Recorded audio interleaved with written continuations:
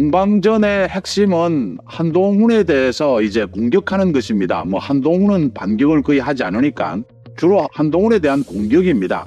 그 내용도 여러 갈래로 나오고 있지만 배신자냐 배신자 아니냐 이게 가장 중요한 것 같습니다. 국민의힘 전당대회 조금 이따 살펴보고요. 먼저 헌법재판소입니다. 헌법재판소 지금 현재 이종석 헌법재판소장입니다.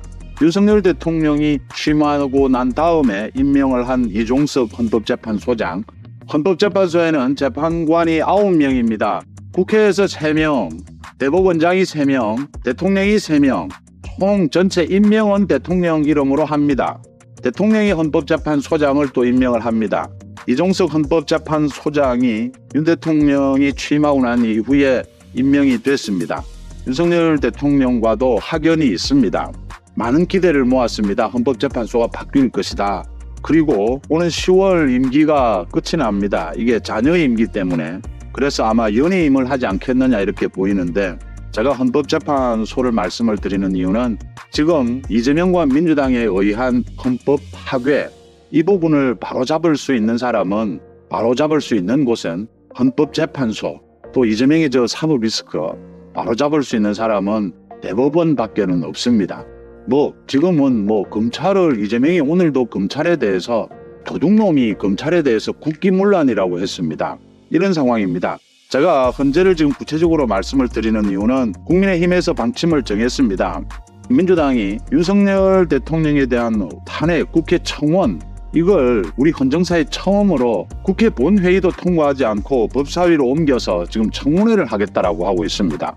문재인 정권 때도 문재인 대통령 탄핵 청원이 140만 명을 넘었습니다.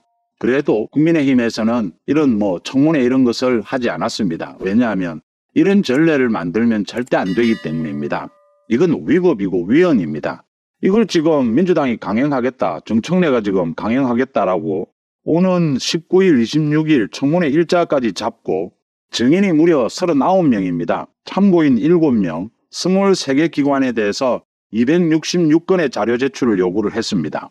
이 모두 위법입니다. 재판 중인 사건이고 소위 청문회 사유가 또 나머지는 전부 거짓 선동입니다.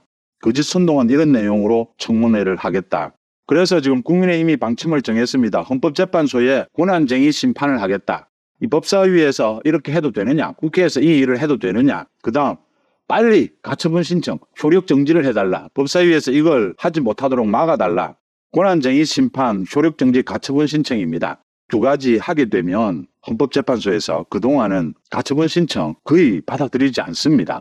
그동안의 관례입니다. 또 권한쟁의 심판, 이 시간이 오래 걸립니다. 그래서 국회에서 자기 할 일들 정당들이 다 해버리고 난 다음에 판결이 나오는 경우가 많습니다. 이제는 좀 헌법재판소가 달라져야 한다라고 하는 점입니다. 물론 헌법재판소가 가볍게 입장을 발표하고 가볍게 전국 현안에 대해서 대처하는 것은 전혀 맞지 않습니다. 헌법재판소, 대법원은 정말 우리나라의 헌법, 국정질서, 사법질서를 지키는 마지막 보루입니다. 무거워야 하고 늦어도 괜찮습니다. 그런데 지금은 비상사태입니다. 이건 헌법재판소장, 대법원장이 모를 리가 없습니다. 지금 사실은 대법원장 이제 많이 바뀌었습니다.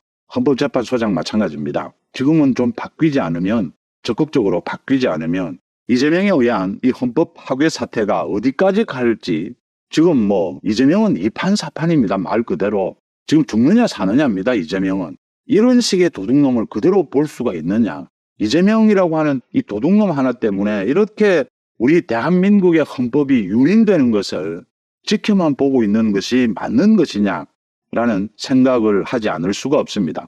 대법원장은 많이 바뀌고 있고 헌법재판소장이 이제는 좀 바뀌어야 될 때다. 좀 적극적으로 헌법 수호에 나서야 할 때다. 민주당을 위헌정당으로 해산시켜달라, 그 청구를 하라라고 하는 청원도 지금 잇따르고 있습니다. 이 헌법재판소가 좀 바뀌어야 된다라고 하는 것이고요. 지금 국민의힘 전당대회 오늘 PK지역에서 합동연설회를 가지고 있습니다. 참 많은 사람들이, 국민의힘 내부에 많은 사람들이 한동훈을 집중적으로 공격을 하고 있습니다. 한동훈은 사실은 일방적으로 공격을 당하는 상황이죠. 그 다음 이제 좀 떠오르고 있는 후보가 나경원입니다. 나경원이 오늘 계속해서 이야기를 하고 있습니다. 한동훈, 지금 원희룡 누가 당대표가 돼도 당의 분열이 우려가 된다. 이런 걱정이 있다면 나경원을 지지해달라라고 하고 있습니다. 또 한동훈에 대한 공격 중에 나머지 대부분은 좀 근거가 없는 이런 네거티브입니다. 그런데 나경원이 하고 있는 공격은 좀 들어볼 만한 것이 있습니다. 그러니까 지난 총선 때 이 왜 좀 정무적으로 좀 능숙하지 못했느냐. 그 김건희 여사 문자 부분도 꼭 그렇게 처리를 했어야 하느냐. 또 다른 부분도 마찬가지입니다. 경험 부족, 미숙 이 이야기를 하고 있는데 그 부분의 지적은 한동훈도 충분히 들어야 한다라고 봅니다. 그러니까 지금 한동훈은 정치 경험도 처음인데 윤 대통령과의 관계에서도 마찬가지입니다. 한동훈은 지금 이 이야기를 하고 있는 겁니다. 정무적인 감각을 너무 강조하는 것, 이게 좀 구태 아니냐라는 게 지금 한동훈의 생각의 일부가 있습니다. 이제 토론회에서도 그 이야기가 나왔죠. 그러니까 한동훈은 그렇게 정무적인 감각으로 하는 것이 적당히 처리하는 이런 구태에 가깝다. 그래서 자기는 새로운 스타일의 정치를 보이겠다. 뭐 절반으로 본다면 절반쯤은 한동훈의 정무 감각이 좀 문제가 있었다라는 건 사실입니다. 그건 뭐 지금도 마찬가지입니다. 뭐 이젠 다 알려진 일이지만 윤석열 대통령의 고집도 어지간합니다. 그런데 한동훈의 고집도 어지간하다라고 하는 것이고요. 이 부분을 나경원이 지적을 하는 것은 맞아 보입니다. 한동훈 좋습니다. 자기 스타일대로 뭐 해도 좋습니다. 뭐 고집도 있고 또 새로운 정치 좋습니다.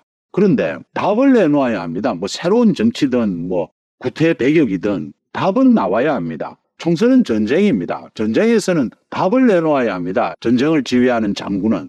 그 부분을 생각한다면 한동훈의 책임을 생각할 수 있는 겁니다. 그 나경원이 그 부분을 이야기한 것은 맞고요. 나경원이 좀 지지율이 오르지 않을까라고 보입니다. 원희룡이 좀 헤매고 있어서 참 원희룡이 저 많은 장점에도 불구하고 원희룡은 어쨌든 선거에 약합니다. 제가 이 배신자 부분을 말씀을 좀 드리겠습니다. 우리 세상 사는데도 배신 이야기가 많이 나옵니다. 정치권에서도 뭐 매일 나오는 이야기가 배신 이야기입니다. 먼저 이 유승민과 홍준표가 지금 며칠째 소위 개싸움을 하고 있습니다. 서로 배신자다라고 이 개싸움을 하고 있습니다. 이건 뭐 하나하나 제가 소개를 해드리면 제 입만 좀 더러워져서 홍준표가 먼저 유승민에 대해서 한동훈 공격하려고 배신자다라고 하니까 유승민이 네가 배신자다. 네가 더 추잡하다. 뭐 이렇게 해서 박근혜 전 대통령도 나오고 뭐 다 나왔습니다. 이 참 막말이 오고 가고 있는데 이런 말씀입니다. 정치권에서 배신자 논쟁이 일어날 때마다 저는 생각하는 것이 있습니다. 오래전부터. 우리 일상생활에서도 좀 그렇습니다. 한 두 가지가 됩니다. 저는 이 배신의 DNA가 따로 있다고 봅니다. 배신을 하는 DNA가 따로 있다. 정치권에서. 배신을 아예 할 수 없는, 배신을 생각할 수 없는 스타일이 있고 배신이 밥 먹듯이 일어날 수밖에 없는 스타일이 있다. 유승민, 홍준표가 배신의 DNA가 있는 사람들입니다. 이런 사람들이 대개 다 그렇지는 않지만 재주가 있습니다. 정치적인 재주가 많습니다. 그래서 쓰임새도 있고요. 또 어느 정도 지지율도 확보를 합니다. 그런데 이 사람들에게 언제나 배신은 생활입니다. 생활. 그래서 이 사람들의 특징은 배신이 뭔지를 이해를 못합니다. 자기들은 배신을 생각할 수가 없답니다. 이게 이제 이익이냐 명분이냐의 문제지 않습니까? 배신 DNA가 있는 사람들은 언제나 자기 이익이 앞섭니다. 그런데 정치에서 명분을 더 앞세우는 사람들, 이 사람들은 좀 배신과는 떨어져 있는 것이죠. 두 사람이 있을 때 두 사람의 상호 신뢰가 있어야 합니다. 먼저 배신이 승리하려면 상호 신뢰가 있는데 어느 한쪽이 자기 개인의 이익만을 위해서 신뢰를 저버렸을 때 배신이 되는 것이죠. 잘 생각해 보시면 홍준표, 유승민 같은 이런 배신의 DNA가 있는 사람들, 이준석, 이재명 모두 마찬가지입니다. 이 사람들은 자기가 배신했다고 생각지 않습니다. 왜냐하면 상호 신뢰가 처음부터 없기 때문입니다. 처음부터 상호 신뢰가 없는데 자기 얘기에 따라서 자기는 정치 행동을 했는데 왜 배신이라고 하느냐? 네가 바보다. 나는 너를 신뢰한 적이 없다. 그래서 나는 너를 배신한 적도 없다. 신뢰를 하지 않았기 때문에 그 신뢰를 저버린 적도 없는 것이 되는 겁니다. 박근혜 전 대통령을 놓고 유승민, 홍준표가 있다라고 가정을 해봅시다. 박근혜 전 대통령은 유승민을 신뢰하고 홍준표를 신뢰했습니다. 그런데 유승민과 홍준표는 박근혜 전 대통령을 신뢰하지 않았습니다. 처음부터 그냥 이용했을 뿐입니다. 그러니까 홍준표, 유승민은 처음부터 신뢰도 없고 배신이라는 개념이 없는 겁니다. 배신의 DNA를 가진 정치인들은 모두 똑같습니다. 이런 식입니다. 그래서 박근혜 전 대통령에게 만약 나에게 신뢰가 있었고 내가 신뢰를 지켜줄 거라고 믿었다면 박근혜 전 대통령이 잘못 생각한 것이다. 어리석은 것이다 라고 생각합니다. 이런 차이입니다. 명분을 가지고 정치적으로 이 신뢰를 지키려고 하는 사람들은 처음부터 서로 신뢰를 바탕으로 해서 만나고 명분을 추구합니다. 자기의 이익, 이 부분은 자기 이익을 앞세우지 않고 싶은 사람이 누가 있겠습니까? 억제를 하는 것이죠. 절제를 해가는 것이죠. 배신의 DNA를 가진 사람들이 지금 이제 전당대회가 시작이 되면서 많이 나오고 있습니다. 처음부터 저는 저 사람들은 배신의 DNA가 있었을 것이다.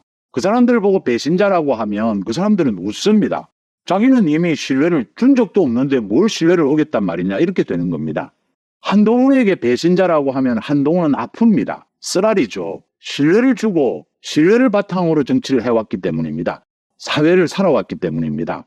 그러니까 유승민에게 배신자라고 하면 유승민은 뭐 별로 아프지도 않습니다. 원래부터 자기는 그렇게 살아왔거든요. 그런데 한동훈에게 배신자라고 하면 한동훈은 아프죠. 원희룡 마찬가지고 나경원 마찬가지입니다. 어제 그 토론회를 보시면 앞으로 뭐 당대표가 되면 윤석열 정부와 차별화를 하겠느냐 이렇게 물으니까 한동훈만은 차별화를 하지 않겠다라고 하고 나머지 3명은 차별화를 하겠다라고 했습니다. 뭐 세 사람과 한동훈이